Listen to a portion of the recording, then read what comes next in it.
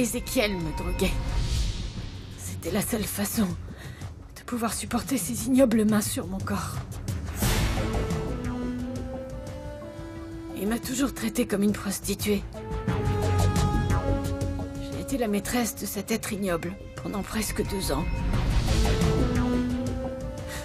Il a été horrible avec moi, il a fait tout ce qu'il a voulu.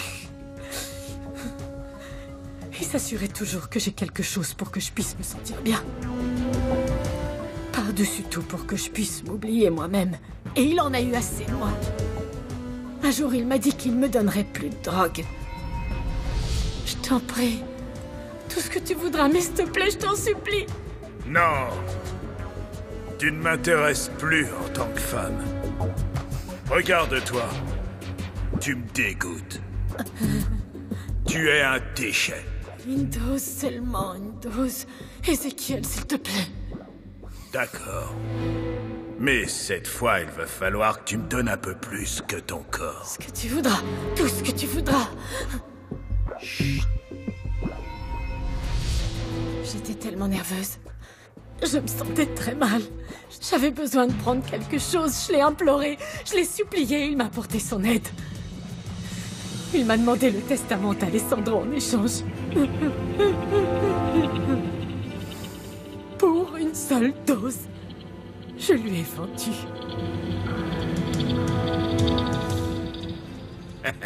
Mon amour, je t'ai demandé de venir parce que j'ai une très bonne nouvelle. De quoi s'agit-il? C'est pour tes pêcheurs.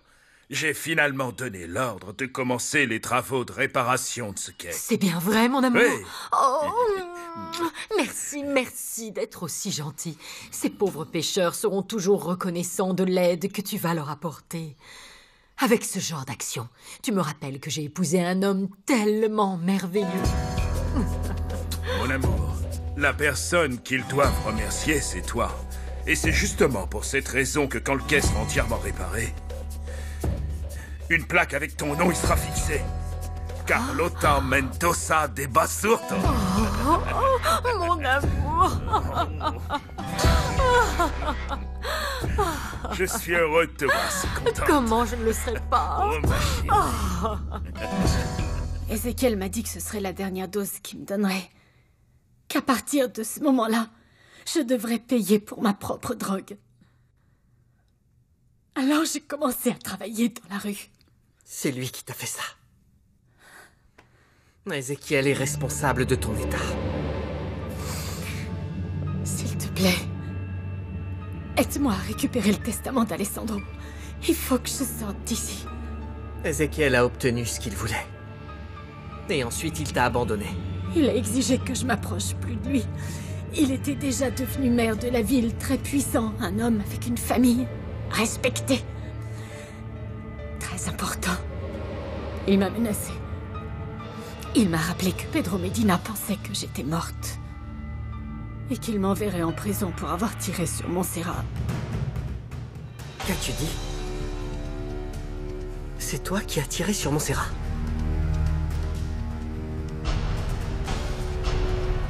Adieu pour toujours, Montserrat.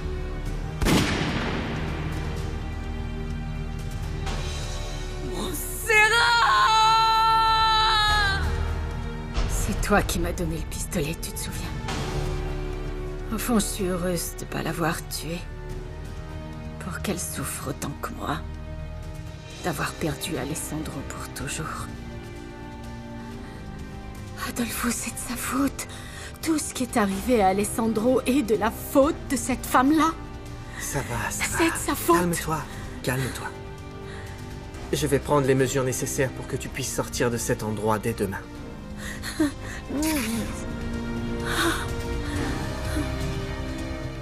Merci.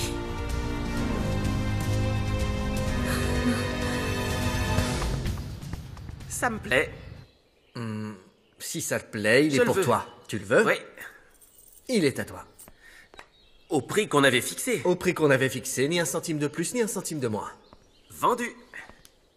Bien, merci. Si j'avais su que tu voulais déménager, je ne me serais pas débarrassé de mes meubles. Non, pas de problème. Non, tes meubles étaient très moches. Au fait, C'est bien clair que je ne t'empêche pas de vivre avec ta sœur. C'est ta décision. C'est ma décision. Vous deux, vous êtes trop bruyants. D'ailleurs, il est temps que je vive seul, tu crois pas? Je trouve ça un peu précipité, mais je te souhaite vraiment bonne chance.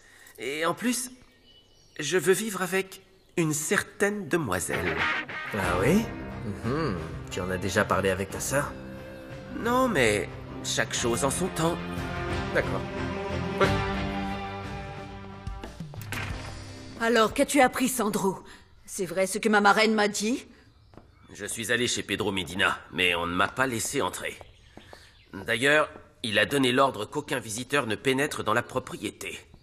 Seule la famille y a accès. Ah bon? Et pourquoi? Sans doute parce que Medina ne veut pas que la nouvelle se répande que sa première épouse a survécu à cet accident et qu'elle vit de nouveau avec lui. Alors, c'est bien vrai. Mais as-tu demandé si cette femme était là? Les gardiens ont refusé de me donner des informations. Il faut qu'on parle avec elle. Nadia Argeles est la seule personne qui peut nous confirmer si Alessandro est vivant. C'est possible que Graciela soit au courant de quelque chose. Je t'interdis de voir cette femme à nouveau. Tu ne m'interdis rien du tout à moi. Je dois parler avec elle. Après ce que nous avons fait pour le dépouiller de son héritage, il est très dangereux pour nous tous qu'Alessandro revienne d'entre les morts. Non, Graciela ne doit être au courant de rien. Sandro cherche Pedro Medina. C'est avec lui que tu dois parler au plus vite. Bonjour. Bonjour. Écoute, je suis allée te voir chez ton mari, mais tu sais quoi? On ne m'a pas laissé entrer. Ils m'ont dit que tu ne vis plus là-bas. Pedro et moi, nous nous sommes séparés il y a peu. Je te l'avais dit, Amelia, hein? Je t'avais dit que cet homme te jetterait à la poubelle quand sa première épouse reviendrait à la maison. C'est logique, elle est plus jeune. C'est son épouse légitime. Oui, c'est ça. Nadia Argeles est à Agua Azul, oui. Pauvre petite. Cet homme doit la garder enfermée. J'en suis sûre. Je suis très contente que cette femme et sa fille soient à nouveau ensemble. Tu es si gentille, Amelia. Mais tu as raison, il n'existe certainement rien de plus terrible que de se faire enlever un de ses enfants. Ça doit être horrible. Graciela, tu as satisfait ta curiosité.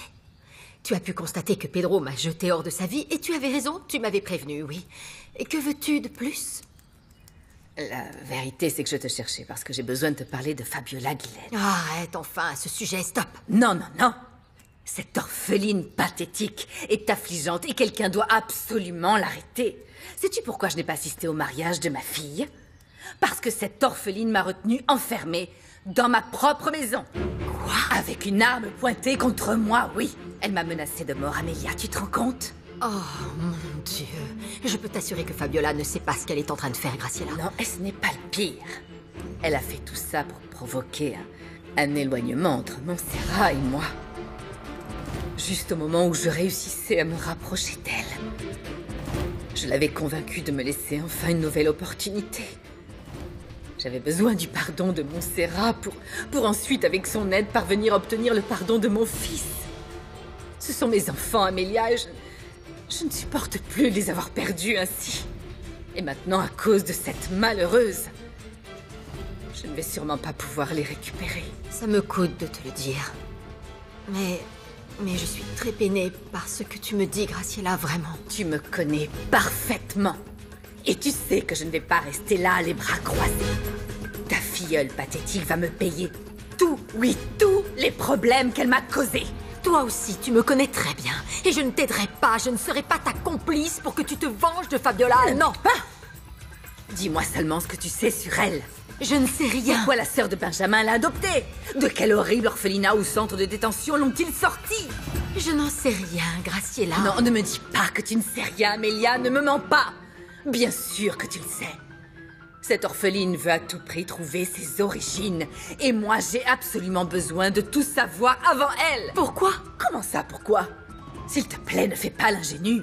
Ses origines représentent une arme merveilleuse que je pourrais utiliser à mon avantage. Je n'ai plus rien à te dire et je te demande de bien vouloir partir de ma maison. Non, tu ne vas pas me chasser.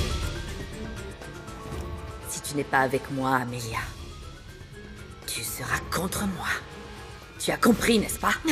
Sors de chez moi, Graciela, sors de chez moi maintenant! Au moins, je t'aurais prévenu.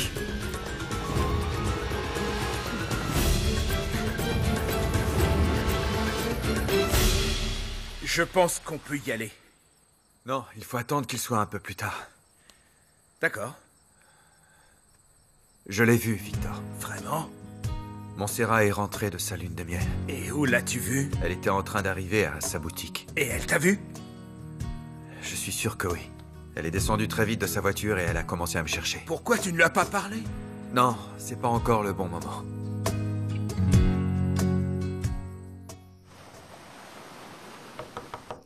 Oui, entrez.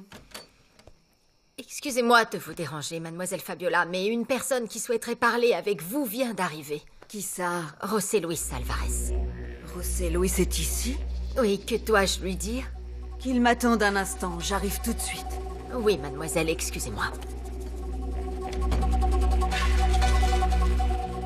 Mademoiselle Fabiola va venir vous rejoindre tout de suite, monsieur. Voulez-vous boire quelque chose? Non, rien, merci beaucoup. Je vous en prie.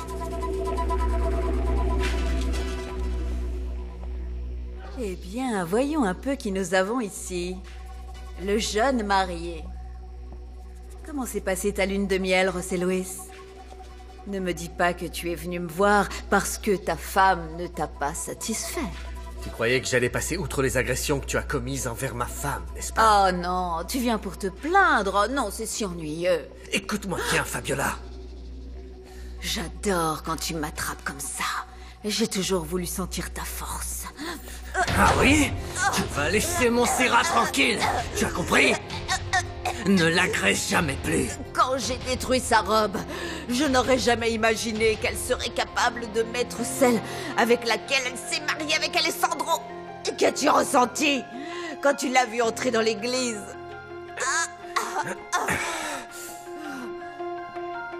J'ai vu la femme. La femme que j'ai attendue toute ma vie. La seule femme avec qui j'ai envie d'être. Et depuis ce jour-là, Montserrat m'appartient, et cela pour toujours, que ce soit bien clair. Ah, je ne te crois pas. Ta fiancée était revêtue de son passé. Elle portait sur elle Alessandro. Tes yeux ont vu la même chose que lui a vu un jour.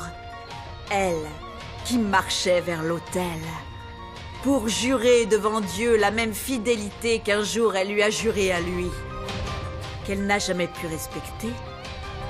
Montserrat s'est mariée avec une robe usagée, l'idéal pour une femme consommée par un autre homme. Chut, tais-toi.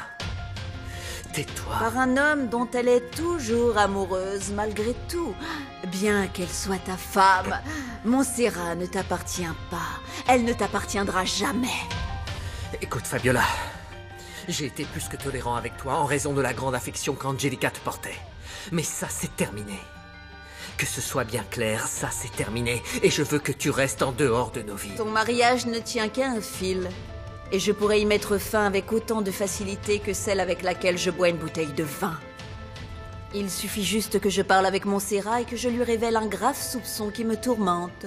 De quoi parles-tu? D'Alessandro. Il n'est peut-être pas mort comme nous le croyons tous. Que sais-tu à ce sujet? Que sais-tu, toi, José Luis? D'après ce que je vois, toi aussi tu soupçonnes la même chose. D'après toi, combien de temps faudra-t-il à ton épouse pour qu'elle pense que le grand amour de sa vie n'est pas mort? Quelques jours? Quelques heures? Ou quelques minutes? Excusez-moi, monsieur. Vous avez besoin d'autre chose ou je peux y aller? Vous pouvez y aller, merci. Merci. Bonsoir, monsieur Arguelles. Excusez-moi. Qu'est-ce que tu fais ici, Adolfo? Je suis seulement venu te dire que j'ai enfin trouvé Maria. Ah. Et? Et je sais tout. Toutes ces choses horribles que tu lui as faites.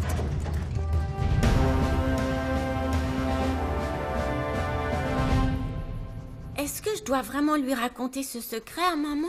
Oui, mon amour. Ce n'est pas bien de garder des secrets. Et encore moins envers ta famille. C'est une chose qu'on ne doit jamais faire. José Luis s'est trompé quand il t'a demandé de faire une telle chose.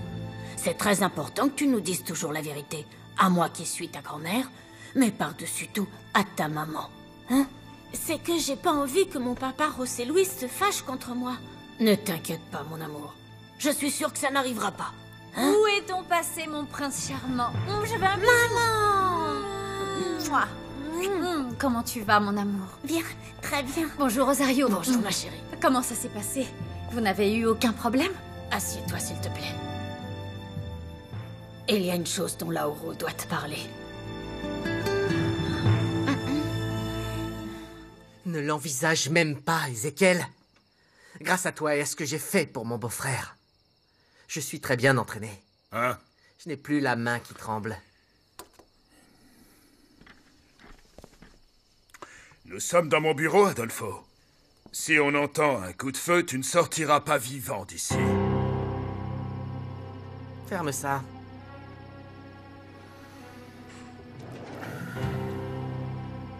Je ne vais pas te tuer, ne t'inquiète pas. Même si je serais très heureux de t'éclater la tête. Et qu'est-ce que ça peut bien te faire à toi? J'ai seulement été un des nombreux clients de cette traînée. Tais-toi. Ne dis pas ça d'elle. La vérité, c'est comme ça que cette domestique a Non, terminé. non, non, c'est toi qui l'as réduite à ça. Chut. Tu la droguais pour la manipuler à l'envie. Pour pouvoir lui prendre le testament d'Alessandro. Voyons. Ce document est beaucoup plus en sécurité entre mes mains, et ça, tu le sais. Que se serait-il passé si la personne qui l'avait conservé avait été cette fameuse droguée? Il serait perdu. Tu devrais plutôt me remercier. Te remercier? Oui. Tu as raison. Merci. Non seulement tu as détruit ma vie et tu as fait de moi l'assassin que je suis devenu, mais tu as aussi détruit Maria. Tu l'as brisée en 1000 morceaux. Pourquoi tu m'as laissé la vie? Tu nous as laissé la vie. Pourquoi as-tu fait ça? Pour nous noyer dans ces horreurs? Non, Adolfo. Non. Écoute, n'essaie pas de me rendre responsable des décisions que vous avez prises. Tu as été chercher ton cher beau-frère pour trouver du travail. Tu voulais de l'argent facile, tu te rappelles? En ce qui concerne Maria, c'est elle qui a décidé d'aller fourrer son nez quelque part alors que personne ne l'avait forcé. Tu étais avec moi quand nous l'avons trouvée en train de fouiner sur ces terres. Et bien sûr, il y a eu des conséquences. Bien. Tu as besoin de quelque chose d'autre. Oui. Je veux le testament. Non. Il ne vous sert à rien, ni à toi, ni à Maria. Alessandro est mort. Ah, Ezekiel. Tu ne sais pas la surprise qui t'attend. Mais... bonne soirée.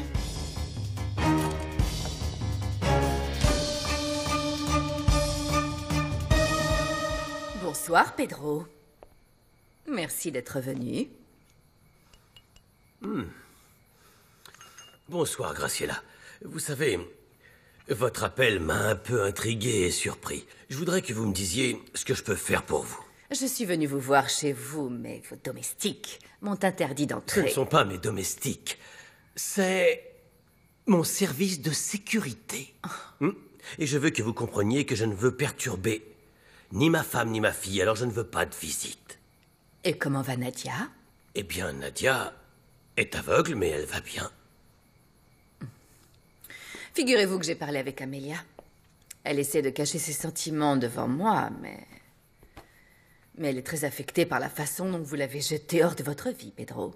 Toutes les vieilles sont comme ça, mais tôt ou tard, je crois qu'elle va dépasser tout ça, elle y arrivera. Oh, mais ça ne m'intéresse pas, ça. Et ce n'est pas de ça que je veux parler avec vous. De quoi voulez-vous qu'on parle alors? D'Alessandro le légume? Vous avez découvert d'autres informations que je n'ai pas encore eues? Non. Alors? Il ne s'agit pas de lui non plus. Alors? Il s'agit de Fabiola Guillen. J'ai besoin que vous m'aidiez à la détruire, Pedro. Ah, Graciela, Graciela. Depuis tout ce temps, vous n'avez pas eu le moindre soupçon, n'est-ce pas? De quoi? Cette femme que vous voulez détruire, Fabiola Guillen, pourrait être la fille que vous avez donnée à Benjamin Almonte.